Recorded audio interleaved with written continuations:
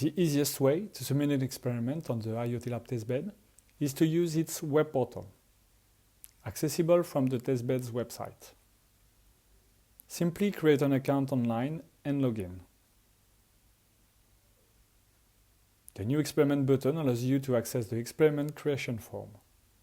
First, we choose its name and duration. It is also possible to schedule it over time. Then we choose the nodes we want to use, either by selecting their properties or via the 3D map if you want to choose a particular physical topology.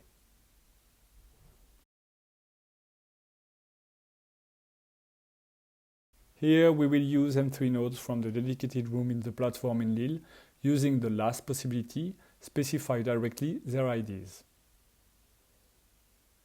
It remains to specify the firmware that will run and submit the experiment.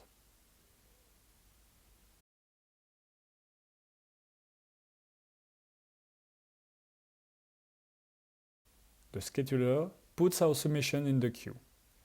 As the nodes are free, the scheduler starts the experiment directly.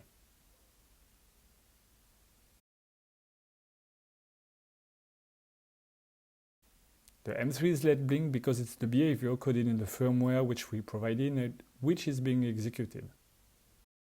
Now that the experiment is running, we have access to a set of interactions with the nodes, like stopping the power supply, restarting it, or updating the firmware.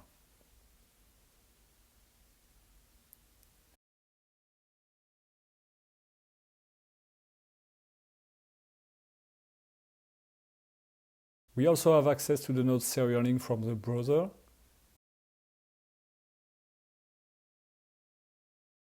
In this example, we can obtain values from sensors,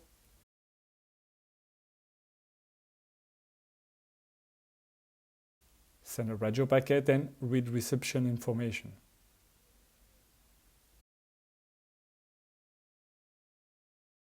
Once we finished our experimentation, we can stop the experiment to free up resources for other users.